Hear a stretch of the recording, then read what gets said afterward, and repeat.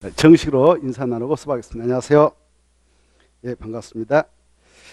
자, 오늘 이 건축법 425쪽부터 살펴보고자 합니다. 425쪽 보시면 이 건축법상 적용 대상 행위로서 건축이 나옵니다. 이 건축은 본 시험에서 출제가 유력시 되니까 관심 있게 정리를 하실 필요가 있고 그 내용을 봅시다. 이 건축법상 적용 대상 행위,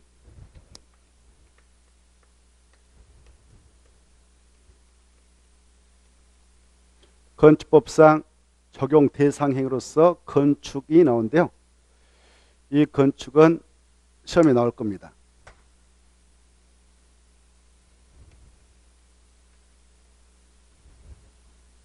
건축, 건자가 세울 건입니다. 그리고 축은 축조하다 이건데요. 건축물을 그 축조해서 세우는 것을 건축이라 하고, 이 건축 행위를 하게 될 때는 건축법상 규제를 받습니다. 사전에 허가 받을 대상은 허가 신청해서 허가 받아야 되고, 신고 대상은 신고해서 신고증을 받은 후에 그 건축 행위를 하도록 규제받는데, 이때 건축이라고 하는 것은 5가지 행위를 내포하는 바, 5가지가 무엇이냐? 첫째, 신축이 있습니다. 그 다음에 둘째, 증축. 그 다음에 개축. 그 다음에 재축. 이전. 이렇게 5가지 행위를 건축이라 합니다. 그래, 건축이란 건축물을 신축, 증축, 개축, 재축하거나 건축물을 이전하는 행위를 말한다 이렇게 하시고, 이 건축 행위는 그 건축물을 철거하는 철거 행위는 들어가지 않습니다. 그리고 용도를 변경하는 용도 변경도 들어가지 않습니다. 그리고 훼손도 아닙니다.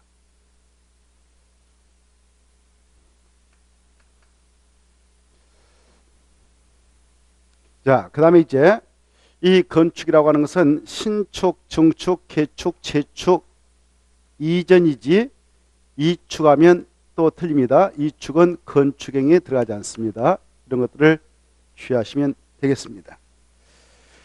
그 다음에 이제 이 신축을 보면은, 신축이라고 하는 것은 5가지 경우수를, 4가지 경우수를 생각해 볼 수 있는데요.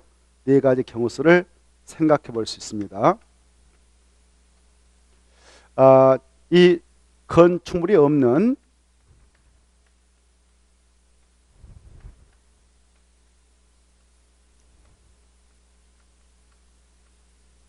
대지, 이렇게 건축물이 없는 대지가 있습니다. 건축물이 없는 대지를 한자로 나대지를 하죠. 나대지. 나자가 벌거벗을 납니다. 그래서 이 건축물이 옷이다 생각하고 대지에서는 이 건축물인 옷이 그 대지에 없다 그러면 나대지, 옷을 입고 있다 그러면 건부지 이렇게 하는 겁니다. 건부지, 건부지. 자, 건부지. 근데 건축물이 없는 그런 대지를 나대지를 한다. 이 사람도 옷을 입지 않으면 나체 상태다 이렇게 하지 않습니까? 그와 똑같으니까 참고로 하시고, 그래, 건부지가 아닌 이렇게 건축물이 없는 대지에 이 건축물을 새로 이렇게 축조하게 됐다. 여기다 건축물을 세웁니다. 그러면 이것은 신축입니다. 건축물이 없는 대지에 새로울 신이거든요. 신자가. 그래서 새로 건축물을 축조하는 것, 이것 신축이라고 하고요. 그 다음에 이렇게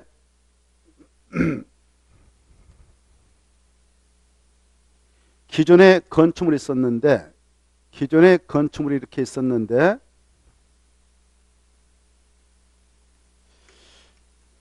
자, 아까 이 건축물이 없는 나대지에 건축물을 이렇게 새로 신축했다. 새로 축제했다. 그러면 이거 신축이라고 그랬죠. 그리고 기존 건축물이 있었는데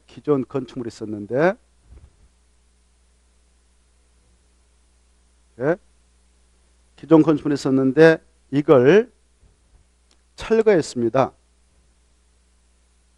철거. 그래 전부 철거 했다든가 일부를 철거하게 됐습니다. 예? 이런 경우가 있는데 일부 철거라고 하는 것은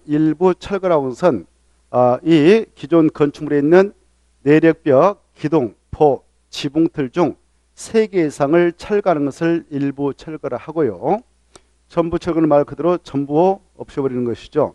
이런 경우 중 전부 철거해버리고 전부 철거를 하게 되면 건축물이면 대지가 되죠.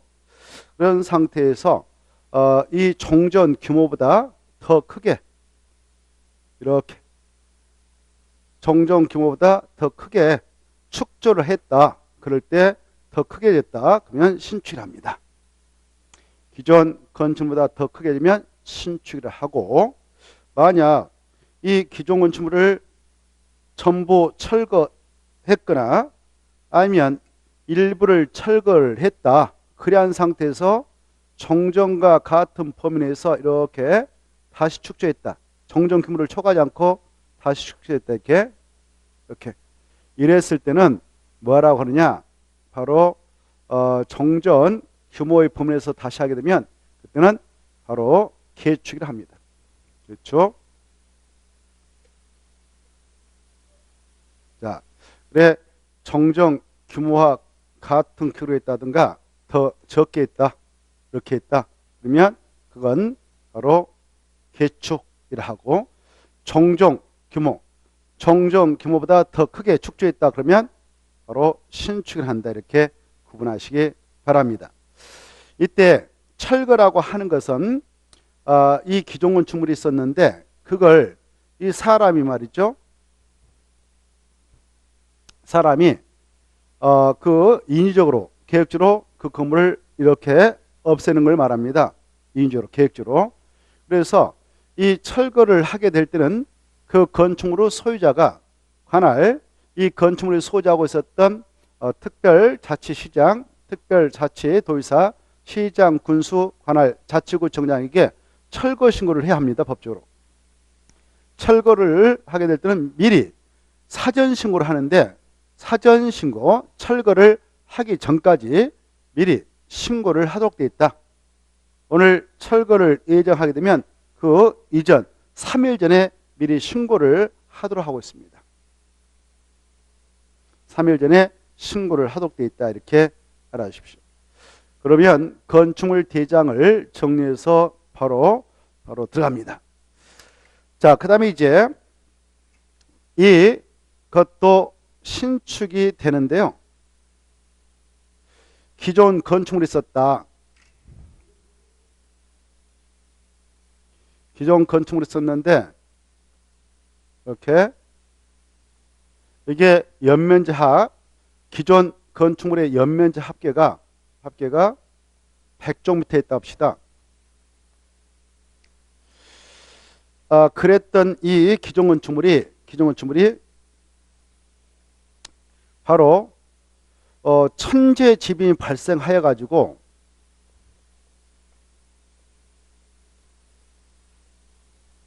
천재가 뭐냐면은 하늘에서 내려오는 폭설, 폭우 이런 것들이 바로 천재예요. 하늘천, 재앙, 재할 때 하늘에서 내려온 재앙 이런 거에 의해서 인간의 의상은 무관하게 이 건축물이 사라졌습니다.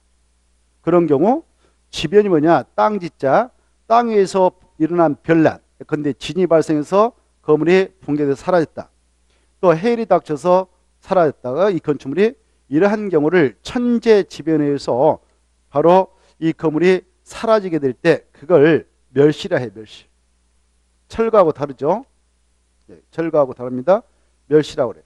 이러한 그 재해에 의해서 건축물이 사라진다. 그럴 때 멸실되어졌다 이렇게 표현하는데요. 이렇게 기존 건축물이 있었는데 그게 왜 멸실됐다. 재해로 멸실됐다. 그러한 상태에서 정전 연면적 합계 아까 100조부터 했는데 이것보다 더 크게 졌습니다. 그 대지에다가 정전보다 더 크게 100조부터 초과하게 그 건축물을 다시 축조했다. 그럴 때는 신축이랍니다. 그런데 이 기존 건축물이 멸실된 후에 그 대지에다가 말이죠. 정전 연면적 합계 이걸 초과하지 않는 범위 내에서 다시 복원시킬 수도 있잖아요. 다시 축조할 수가 있습니다. 다만 축조시킬 때 기존의 높이, 층수, 동수 이런 것을 정정과 같게 했다든가 그 세 가지 중 하나를 초과해서 축조했건만 건축관계법령에 적합하게 축조가 이루어졌다면 연면적 합계 100종부터 있을 때는 100종부터 이내 범위에서 이루어졌다면 그때는 신축이라 하지 않고 바로 재축이랍니다. 재축.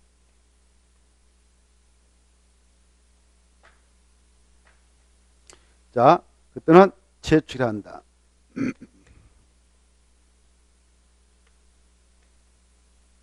재축, 정전과 같은 연면적 합계 범위 내에서 축조했다든가 더 적게 축조하면 재축. 정전보다 연면적 초과해가지고 더 크게 축조했다 그러면 신축. 이렇게 구분하시면 좋겠습니다. 출제가 유력시 됩니다. 그 다음에 이것도 바로 신축이 되는데요. 이 대지 안에 이렇게 기존 대지 안에 여기 보십시오. 기존 대지 안에 이렇게 단독주택하고 이렇게 단독주택이라 합시다. 이게 주택. 그리고 여기 출입문 옆에 조그마한 화장실 건물을 두었다 할까요? 이때 이 하나의 대지 안에서 주택하고 화장실 건물이 있다. 그러면 뭐가 주인공이냐? 주택이죠. 이건 신화가 되겠죠. 그래서 이 주택을 주된 건축물이 합니다. 주된 건축물.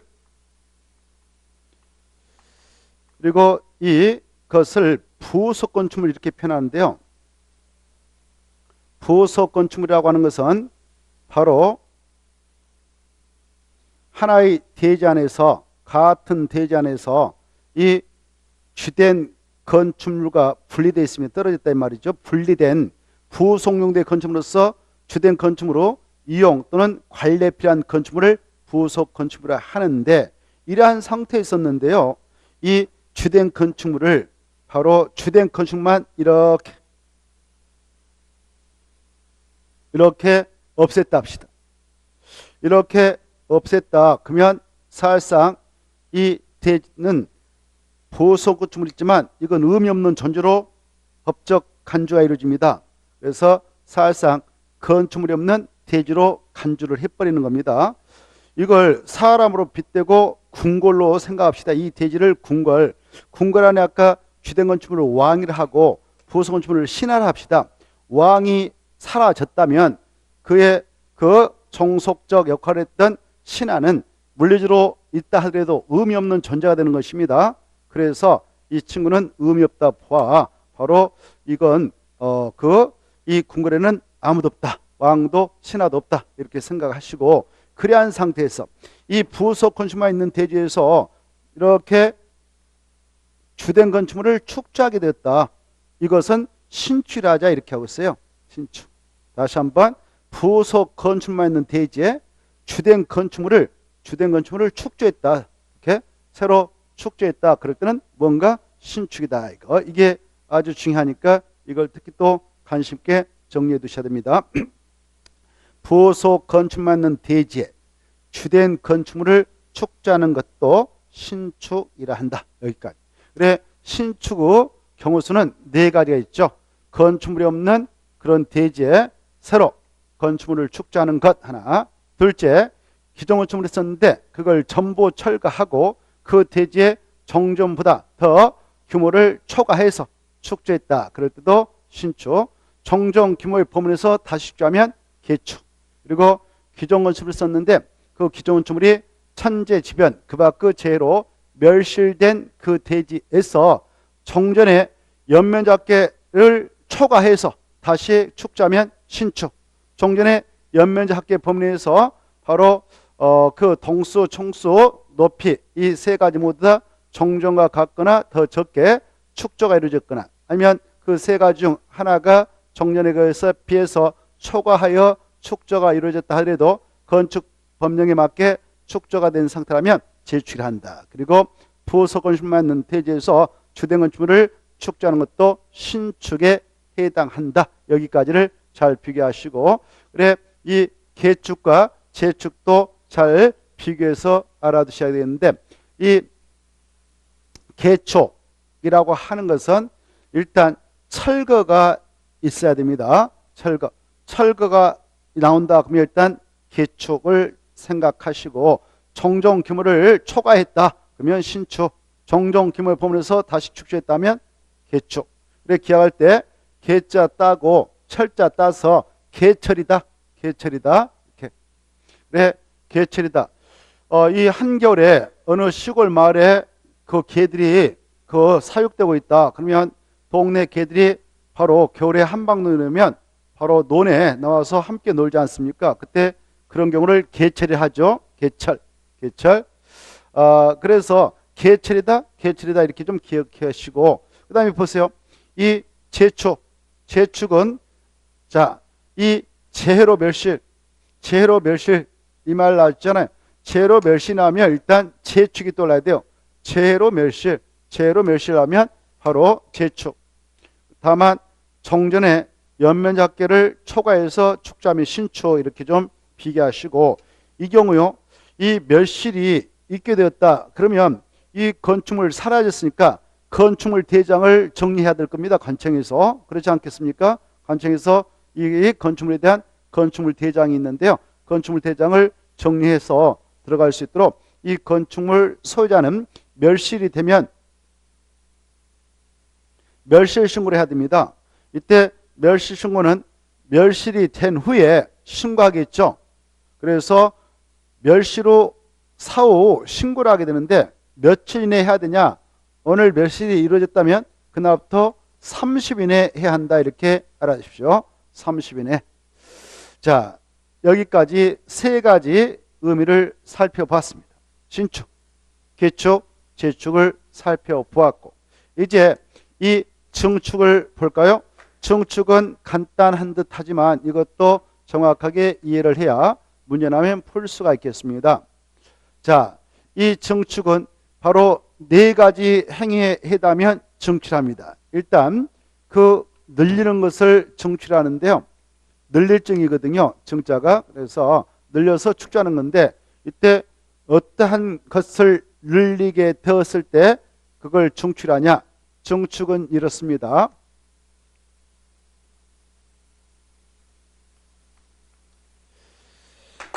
이렇게 기존 건축물이 있었는데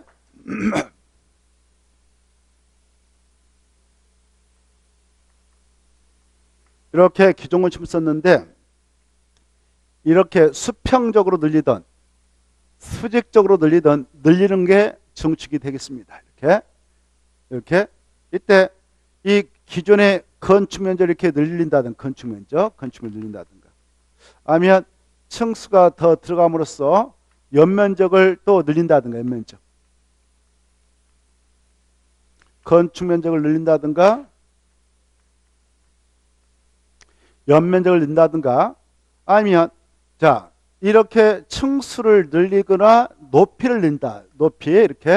높이를 늘리는 것도 증축입니다. 층수를 늘린다든가 높이를 늘렸다. 그러면 증축된다.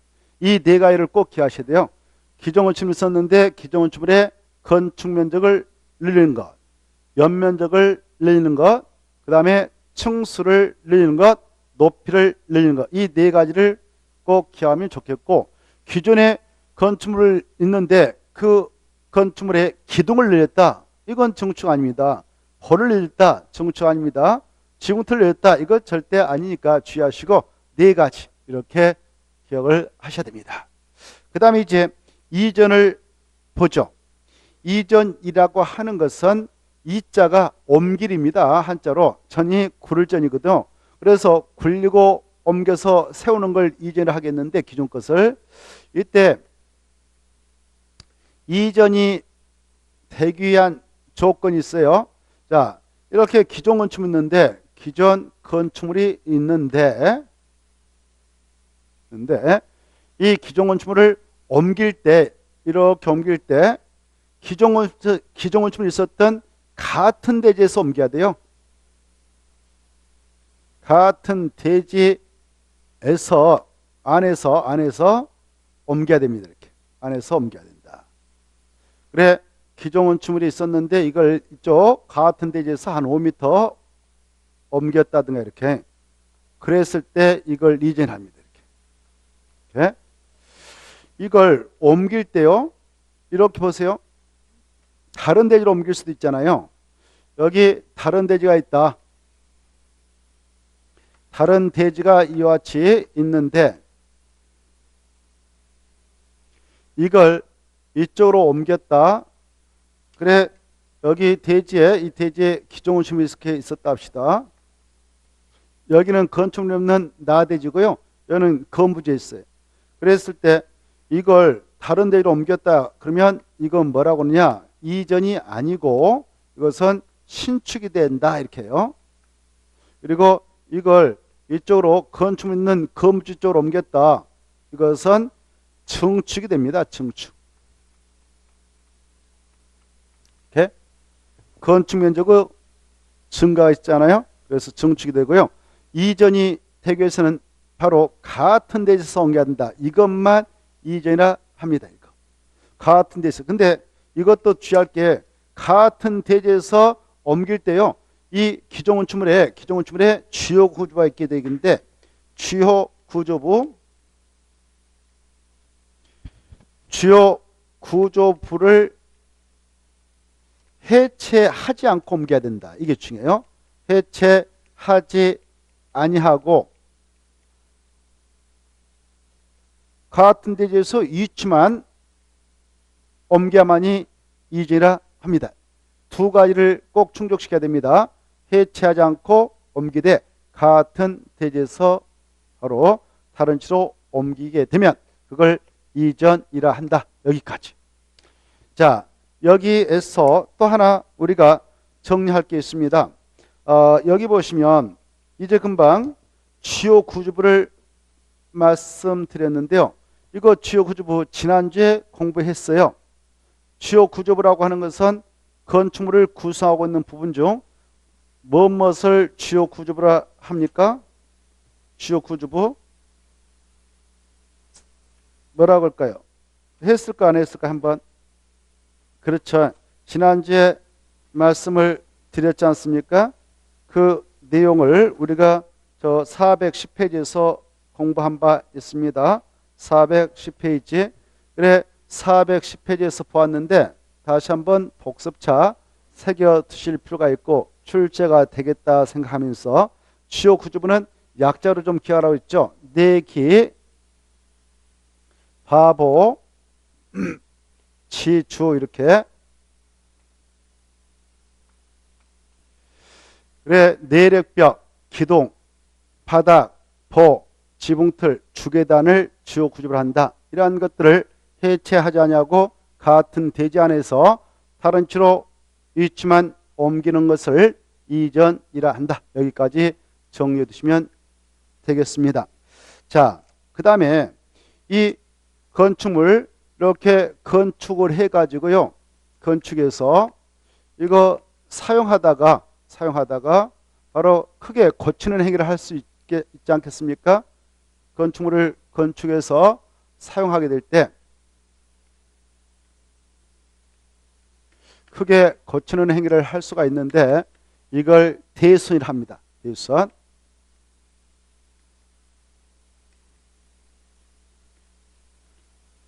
그래 이 대손 행위를 하게 될 때에는 바로 법조로 사전에 그 행위를 하기에 앞서서 허가를 받아야 하는 경우가 있고요. 신고를 해야 하는 경우가 있습니다. 대손이 아닌 일반적인 수선 우리가 고쳐 쓴다. 그때는 법적으로 규제하지 않기 때문에 그냥 고쳐 쓰면 되는데요. 대손에 해당하면 법적으로 사전에 허가를 받도록 신고를 하도록 규제하는 바. 이때 대손이 무엇이냐? 대손이라고 하는 것은 바로 거기 같이 볼까요? 426페이지. 대손 뜻인데 건축물의 기둥, 포, 내력벽, 주, 계단 등의 구조 또는 외부 형태에 거기다 줄 것이에요. 외부 형태를 다음과 같이 수선, 변경, 증설하는 것으로서 증축, 개축, 재축에 해당하지 아니하는 것을 말한다. 이게 중요해요. 그래, 대손이라고 하는 것은 증축, 개축, 재축에 해당하지 아니하는 그런 9가지 행위를 말합니다. 9가지. 거기 보면 9가지 있죠. 9가지가 대손 행위가 돼요. 공부하기 쉽게 거기다가 써놓습니다. 박스에 있다. 대수선에 해당하는 거 이렇게.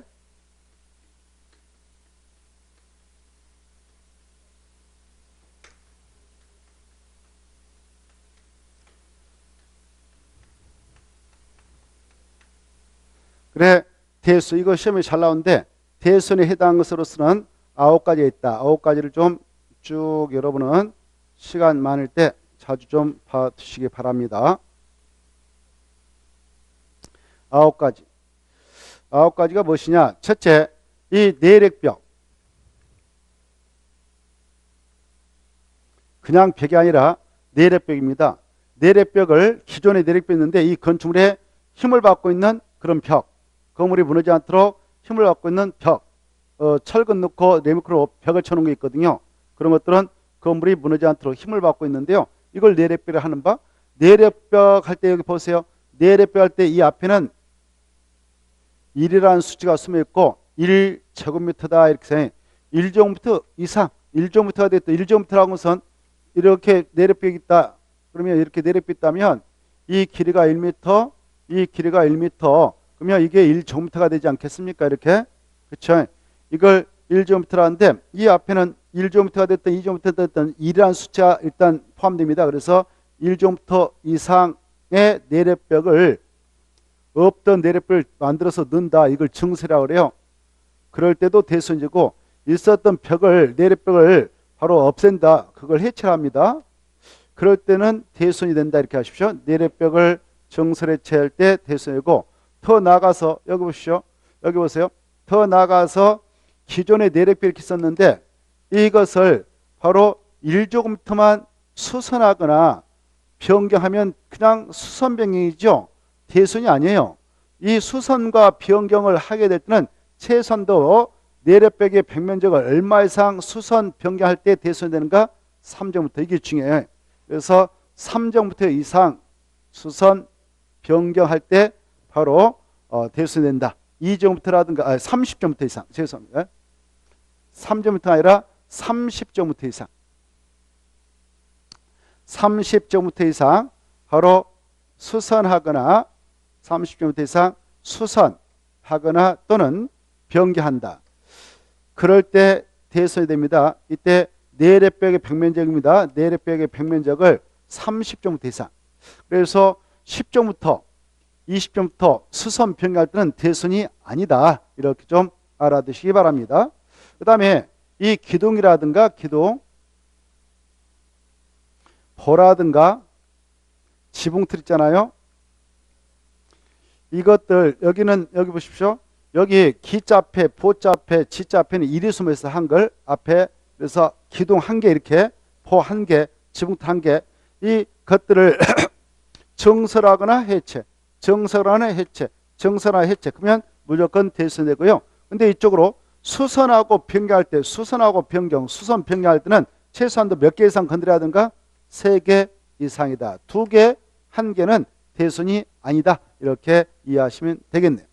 그 다음에 이 주계단, 피난계단, 특별 피난계단 이렇게 이런 것들을 정설해체 수선 변경하면 대손입니다. 정설해체 수선 변경하면 대손이고요. 그 다음에 방하벽, 방하벽이라든가 방하구역을 위한 바다, 그 다음에 벽을 정설, 해체, 수선, 변경하면 다 됐습니다. 그 다음에 이 미간주가 바로 2018년도 들어서 국토개법에 따라 폐지되고 그게 경관주로 지금 흡수되어 있는데 이미 지정되어 있는 미간주가 있단 말이에요. 기존에 미간주고 미간주 안에 들어가서 미간 지구 안에 들어가서 바로 이렇게 미간주가 지정됐는데 이 안에 들어가서 건축물의 내부 형태를 변경했거나 그 담장을 변경한다. 그러면 대손이라 합니다. 내부 색채가 아니라 내부 형태를 변경하는 것, 이걸 좀 유념하시고, 그 다음에 이 건축물로 외벽 마감재를 증설 해체 수명은 또 대손인데, 자, 특히 이 다가구 주택의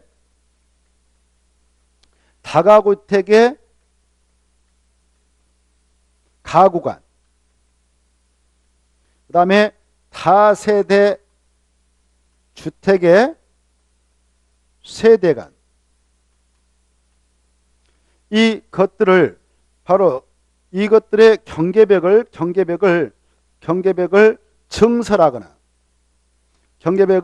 증설하거나 증설, 해체, 수선, 변경하면 대손합니다.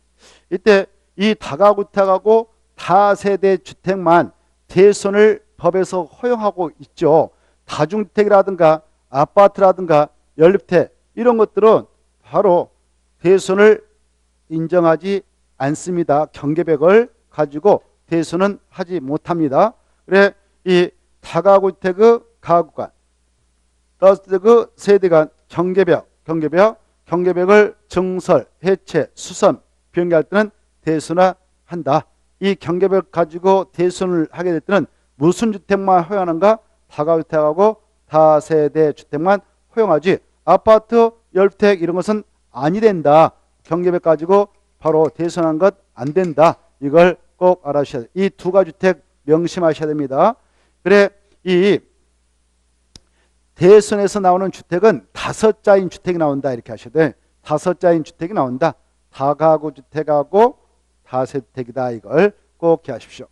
자, 여기까지 잘 정리해 보시고 그 다음에 이제 그 교재 보시면은 용도 변경이 나오는데요.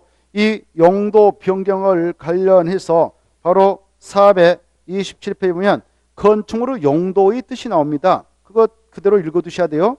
건축물의 용도가 무엇이냐? 건축물의 용도의 뜻인데요. 건축물의 용도라 하면 건축물의 종류를 바로 유산, 구조별로 묶어서 분류한 겁니다. 유산, 이용 목적별로 묶어서 분류한 것입니다. 유산, 형태별로 묶어서 분류한 겁니다. 이걸 건축물의 용도를 하는데 이렇게 건축물의 종류를 유산, 구조, 이용 목적, 형태별로 묶어서 분류를 해 놓고 있는데요. 이걸 쉽게 말하면 건축물의 용도 분류를 할 수가 있습니다. 이와 같이 건축물의 용도는 크게 29가지로 분류하고 있습니다. 동그라미 2번 용도 분류할 때 용자 앞에다가 건축물로 이렇게 써봐요. 건축물로 용도 분류해가지고 29개 이렇게 써놓으세요. 그래 이 건축물로 용도 분류는 29가지로 분류하고 있죠. 거기 수치를 보면 1. 단독주택 2. 공동주택 3. 제1종 근린생활시설 4. 제2종 근린생활시설 그 다음에 넘어가서 보시면 바로 5. 문화및 집회시설 6. 종교시설 7. 판매시설 운수시설 쭉 나와있죠. 이렇게 해서 쭉쭉쭉 가다 보면 29번까지 나옵니다. 434페이지 29번 야영장시설 여기까지가 건축물로 용도 분류된 표입니다. 그래 이번 코스에서 우리는 이 건축물의 용도 분류와 관련하여 이건 여기 표에서요 함재가 출제가 되기도 하죠. 자 이때 먼저 1번하고 2번을 먼저 볼까 한데요. 이 건축물의 유형이 여러 가지 나오잖아요. 종류가 용도가 그러한 건축물 중에서도 가장 먼저 등장한 것이 뭡니까? 건축물의 용도 분류 파트에서 보니까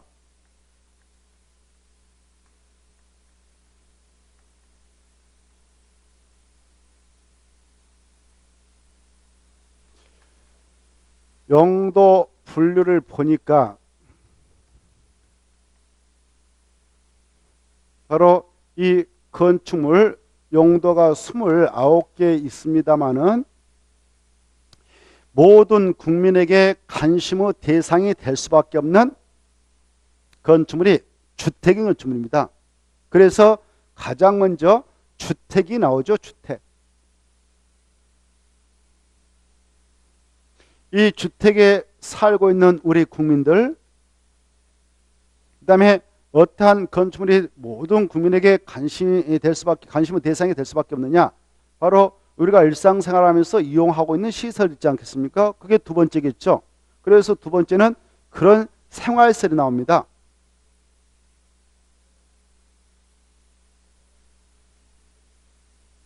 이때 우리가 생활하면서 이용하게 되는 그런 시설로서 여기 봐봐요.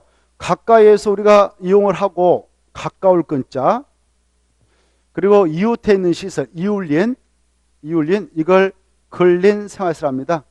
근린 생활시설. 가까울 건 이울린, 가까울 건 이울린. 우리가 일상생활하면서 가까이 있고 이웃에 있기에 자주 이용을 하게 되는 시설들, 이걸 근린 생활시설이 한다, 이렇게 이해하시고, 이때 이 주택과 근린 생활시설은 다시 이렇게 두 개씩 구분해서 규정하고 있습니다. 두 개씩. 자, 여기 보십시오. 이 주택이라고 하는 게 있는데, 주택이라는 건축물이 있는데, 이거 구조를 기준으로 해서, 구조를 기준으로 해가지고 구분을 하게 될 때요.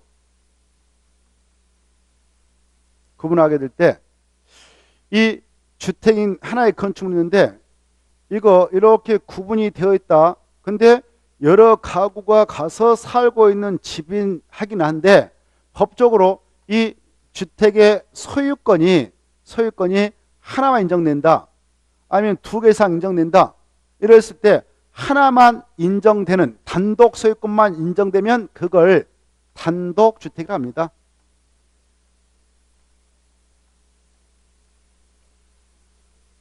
그리고 두 개 이상 인정된다 그러면 그걸 공동주택이라 합니다. 그래, 이렇게 공동주택인 건축물이 있다. 그러면 여기 이렇게 하나의 주택에 구분을 하겠죠. 구분을 하게 되는데, 구분된 공간마다 법적으로 소유권이 하나씩 인정되어져서 그걸 구분소유권이라고 구분 등기해가지고 거래의 객체로 삼아서 바로 운영할 수 있는 것, 이걸 공동주택이라 해요. 근데 이 단독주택이라고 하는 것은 이렇게 이 건축물이 단독주택이다. 근데 여기에 이렇게 여러 가구가 살고 있을 때도 법적으로 각각 가구에게 구분 소유권을 인정할 수 없고 구분 등기를 인정하지 않는 그런 주택을 단독주택이라 합니다. 소유권은 몇 개냐? 하나다. 이렇게 이해하시면 되겠고, 이때 이 단독주택이라고 하는 것에 속하고 있는 종류가 다시 바로 4개가 있습니다. 4개 있다. 그 4개가 있는데요. 그 4개가 무엇이냐 이거 하고, 그 다음에 공동투기에 해당하는 것의 종류에도 4개가 있다. 그 4개가 무엇이냐, 이렇게 그 종류를 먼저 기억을 해 나갔으면 좋겠습니다. 그래, 그 종류를 보시면, 자, 여기 보십시오. 먼저 단독주택에 해당하는 것을 보면은, 단독주택에 해당하는 것을 보면 이거 보십시오. 공간이 있습니다. 공간. 이 공간은 뭔지 아시죠? 공간은 쉽게 말씀드리면 여기 보세요. 공직자, 관청에서 공직자에게 주는 주택입니다. 관청에서, 행정관청에서 바로 공직자에게 주는 주택, 주로 이 지방자산체 장들한테 지자체가 바로 소유하고 있는 주택을 빌려주죠. 그래, 예컨대 여기 충남도의사가 계셨다, 안희정이 있었잖아요. 그분이 그 충남도라고 하는 지방자산체가 소유하고 있는 주택을 하나 받아서 임기 동안 살았습니다. 그걸 도지사 공간이라 하죠.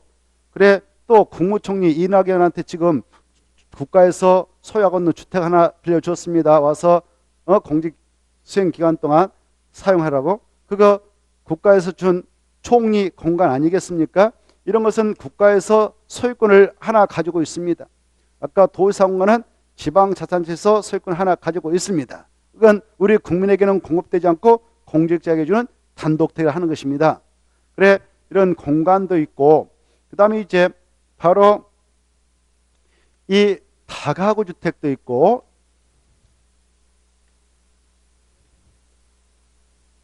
그 다음에 다중주택도 있고, 그리고 이것도 아닌데 그 주택인 건축물의 소유권이 하나만 인정된다. 그러면 그냥 단독주택 이렇게 해요. 소유권이 하나만 인정되는데 이것도 아니면 그건 단독택을 해요. 그러면 여기서 이거 뜻을 꼭 알도록 노력하셔야 되는데, 이 다가구가 무엇이냐, 그리고 단독주택의 일종인 다중주택은 무엇이냐, 이 뜻을 알게 되게 되면 이것이 아니면 소유권이 하나만 인정된다. 그러면 단독주택란 말이죠. 우리가 흔히 어느 단독택에 살고 계신 분이 계신다. 그러면 주로 이겁니다. 자기가 1층에서 살고 뭐 얘들은 2층에서 살게 할 수도 있고, 그렇게 그 소유하면서 살고 있는 주택이 흔히 말하는 단독택이죠. 대표적인 건 저건데 그 외에도 이것도 단독택란 말이죠. 자, 그러면 다가구라고 하는 뭐냐? 이 다자가 많을 때 아닙니까? 그리고 많은 가구, A라는 가구 식구가 B라는 가구 식구가 들어가서 주인한테 세 받아가지고 바로 들어가서 독립된 주거 형태를 가지고 살 수 있는 그런 주택이다. 우리가 흔히 말하는 바로 원룸, 투룸 이런 집들, 또 저 바닷가 옆에 있는 그 펜션, 이런 것들의 형태가 바로 법에서는 다가구택이라 하죠. 그래 이제 이 세 가지 요건을 정확하게 구비하고 있으면 되는데, 세 가지 요건이 무엇이냐? 자, 여기 보십시오. 먼저 다가구 주택이라고 하는 것은, 여기 보십시오. 다가구 주택이라는 것은 일단 공동택일까요? 아닐까요? 공동택은 아니야 되겠죠. 공동택이 아닌데, 이렇게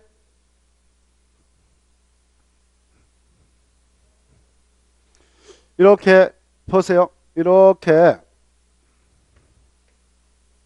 1층, 2층, 3층, 4층으로의 모양새로 만들어졌습니다. 외관상 만들어졌는데, 1층 도로가 있다. 1층은 바로 모양새 보니까 기둥 박아가지고 필로티 구조로 쓰고 있네요. 필로티 구조를 해가지고 일부는 뭐 부속용 주차장, 아니면 일부는 뭐 사무소라든가 아니면 상가 이런 걸 넣어놨습니다. 점포라든가 이렇게 주택이 아닌 거 넣을 수 있고 안 넣을 수 있고. 그런데 2층, 3층, 4층은 주택으로 용도가 정해져 있네요. 주택. 이러한 상태에서 바로 이렇게 내부 구조가 구분되어 있네요. 이렇게 구분되어 있어. 그런데 여기 A가 가족 4명 들어와서 새 얻어서 살고, B가 또 혼자 새 얻어서 살고, C가 가족 2명 들어와서 살고 뭐 등등 이렇게 할 수 있어요. 독립된 주 형태를 갖추고 살고 있네요. 그런데 건물주 보니까 갑이 딱 소재로 돼 있어. 한 사람 갑이. 그랬을 때 이런 주택을 다가구 주택이라 합니다. 이 다가구 주택이 되기 위해서는 일단 이 주택으로 쓰게 되는 이거 하나, 둘, 셋, 3계층 이하면 되고요. 주택으로 쓰고 있는 층이 3계층이어야 돼. 3계층. 주택으로 쓰이고 있는 층. 1층은 주택 아니었죠. 그래서 주택으로 쓰이고 있는 층수가 3계층 이하 되고, 여기 보십시오. 이때 주택으로 쓰이고 있는 층 이거 하나, 둘, 세 개. 이거 바닥면적 합이 주택으로 쓰이고 있는 이 바닥면적, 주택으로 쓰이고 있는 이 한 개 동의 바닥면적 합계가 660제곱미터 이하 됩니다. 이렇게. 이하 660제곱미터 이하해야 돼요.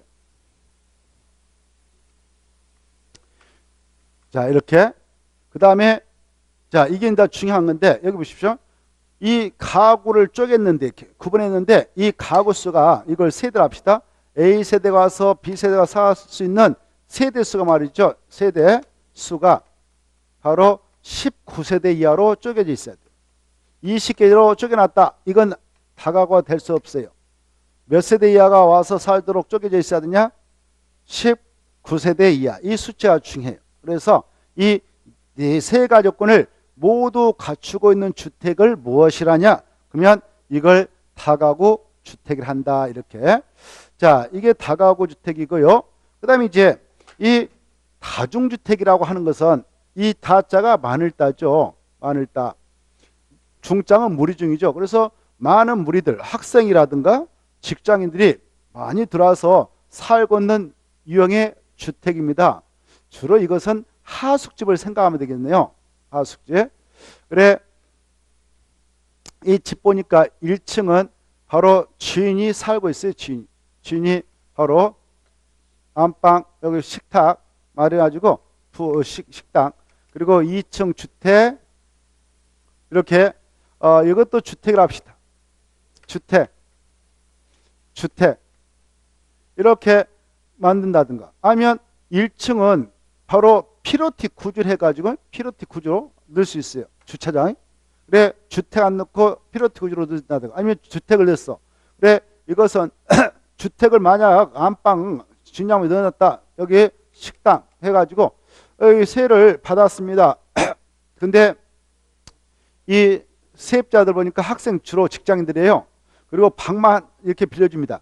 A 학생한테, B 학생한테, 뭐 C 학생, 여기 뭐 그다음에 저 갑이라는 직장인, 뭐 의뢰한 직장한테 방을 줘요. 방을 한자로 실이랍니다. 실, 방실.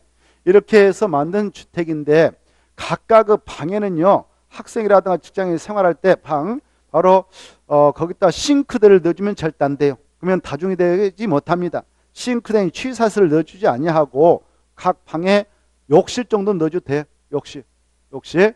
그래서 이 주택으로 쓰이는 층수가 하나, 둘, 셋, 3계층 이하이고 주택으로 쓰이는 겁니다.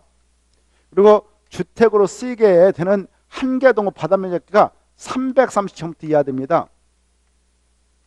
그리고 각 실은 바로 독립된 주형태를 구축해주면 안 됩니다. 욕실은 넣어줘도 되는데 취사실은 싱크대를 넣어주면 안 된다는 거. 그리고 학생, 직장인들이 여러 명이 와서 다수가 와서 생활할 수 있는 그런 구조주택이라는 거. 이런 요건을 갖추고 있으면 다중주택이라 한다. 이렇게 이해하시면 되겠습니다. 자, 이 네 가지를 단독주택이라 합니다. 그 다음에 공동택이라고 하는 것은 자, 여기서 보시면 기숙사가 나옵니다. 기숙사 할 때 기가 뭐냐? 기거하다. 숙은 잠잘 수. 건물사.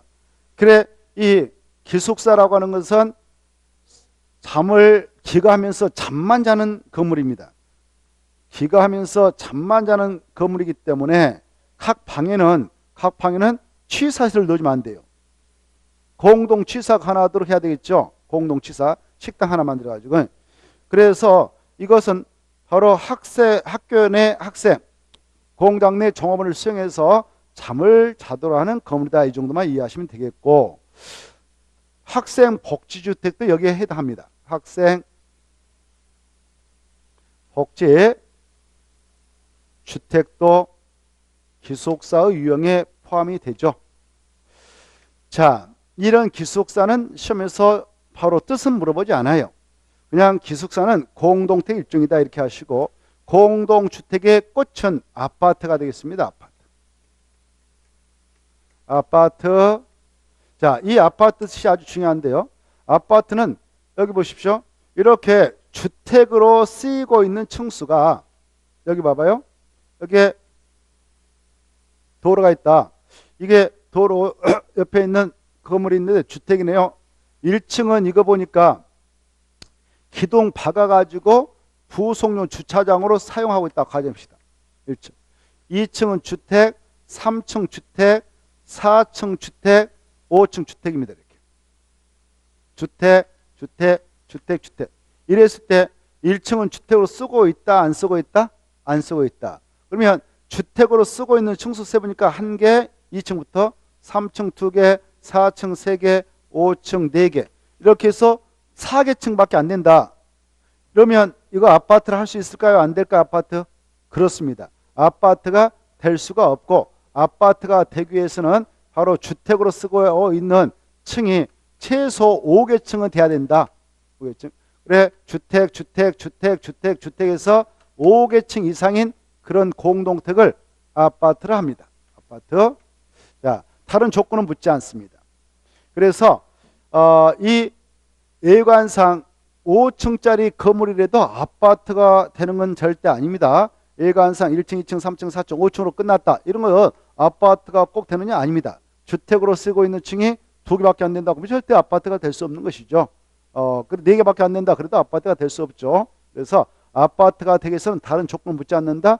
주택으로 쓰고 있는 층수가 5개층 이상인 공동택일 때만 아파트를 한다. 이렇게 하시고 그 다음에 자, 이 연립주택이 그 다음에 두 번째로 등장한데요.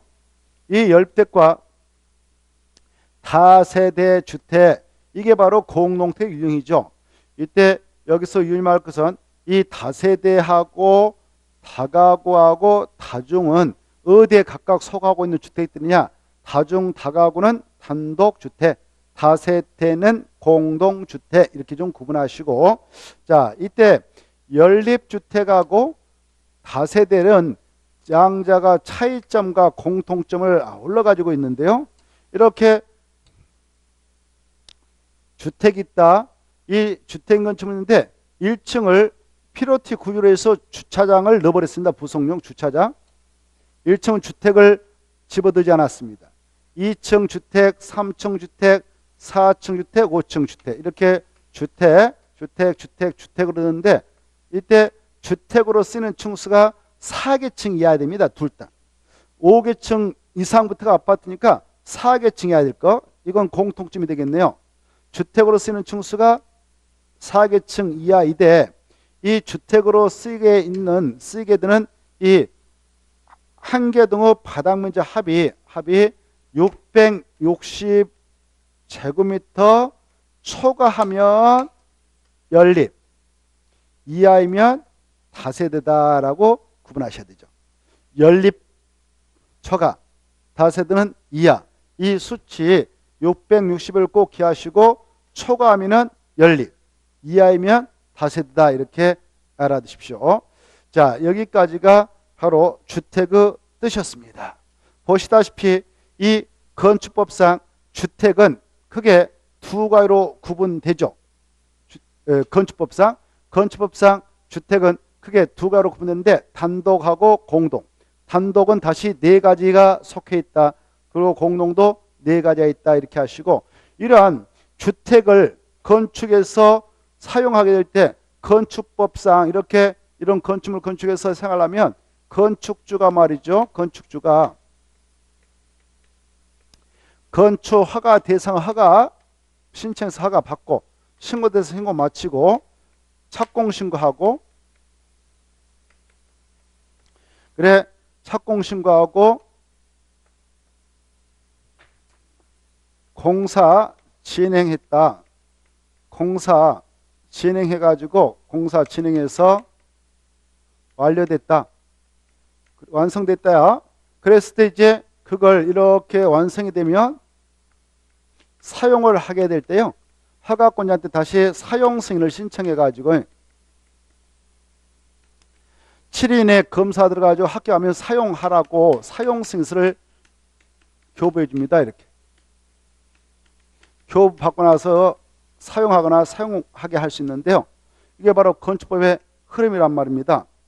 그런데 이 주택이라고 하는 이 건을 보세요. 주택이라고 하는 이것을 바로 단독주택 이것들은 한 집, 두 집을 호란 말세 공동택 한 집, 두 집, 세대란 말씀입니다. 이렇게. 이때 이 단독택을 30호 미만으로 건축해서 사용한다 하면 건축법을 적용받고 또 30세대 이하, 30세 미만, 30호 미만, 30세대 미만으로 건축 사용할 때는 아까 건축법을 적용받아서 건축 사용하면 돼요. 근데 이걸 30호 이상으로 30세 이상으로 대규모로 이렇게 건설해서 공급하여 우리 국민한테 바로 제공하려고 한다. 그럴 때 바로 특별히 적용해서 규제하자. 그래서 주택 없는 국민에게 우선 공급하도록 규제해서 국민의 주거안정을 도모해 나가도록 하자 해서 만들어져 있는 법이 있어요. 그게 뭐냐? 주택법입니다. 자, 그래서 여기 보세요. 주택법이라고 하는 것은 주택건에 대해서 적용이 되는데 대규모 주택건설 공급을 할 때 최소 단독택 얼마? 30% 이상, 공동택은 30% 이상. 그때 이 우리 국민에게 대규모로 건설 공급해가지고 국민의 주거안정을 도모할 수 있는 주택에는 공간은 포함될 수가 없겠죠. 기숙사도 아니겠죠. 그래서 주택법으로 넘어가면은 그 주택법으로 적용 대상인 주택이라고 하는 것은 다시 단독하고 공동으로 구분이 되긴 하나 공동주택하고 단독택 종류 바로 건축법에서 보았던 내용하고 똑같은 건 아니다. 주택법으로 하면 단독택은 세 가지를 의미한다. 단독주택, 다중주택, 다가주택. 또 주택법으로 하면 공동주택이라는 것은 세 가지로 줄어든다. 아파트, 연립, 다세대. 이 세 가지를 30호 이상으로 30세 이상으로 건설 공급하여 나가가지고 국민의 주거안정을 도모하고 국민의 주거 수준의 향상에 이바지해 나가도록 하겠다 해서 만들어져 있는 법이 있다. 그게 뭐냐? 주택법이다. 이렇게 일단 새겨 두시기 바랍니다. 주택법은 그럴 때만 적용되는 겁니다. 자, 그래 작년에 올해네요. 올해 29에서는 이게 함재 있습니다. 이게 함재 나왔어요. 주택법상 주택에 해당하지 않는 거. 주택에 해당하는 것. 주택에 해당하는 것은 몇 개 있다고요? 6개. 3개, 몇 개 있다고요? 6개. 근데 건축법령상 주택은 8개로 확정되죠. 8개. 이렇게 차이가 있으니까 일단 미리 좀 생각하면서 접근할 필요가 있고요. 이 근린 생활설도 자 보세요. 우리 국민들이 일상생활하면서 자주 빈번하게 저렴한 비용을 가지고 이용을 하게 된 생활설이 있다 그러면 그건 제1종 여기 보세요. 여기를 봐봐요. 일종 약자로 근생이라 합시다. 일종 근생이라 하고 그리고 일종에 비해서 바로 우리 국민들이 빈번하지 않고 가끔 좀 일종에 비해서 이용료가 비싸고 그런 것들을 이종 근생으로 분류하고 있습니다. 이렇게. 그래 이때 이제 우리는 시험공으로서 어떠한 것은 일종 근생에 속하고 어떠한 것은 이종 근생에 속하는가 이걸 구분해서 정리하는 것이 시험 공부다. 이렇게 알아주십시오. 잠시 쉬었다가 이 파트 일종 근생, 이종 근생 한번 체크를 해보도록 하겠습니다. 쉬었다 하죠.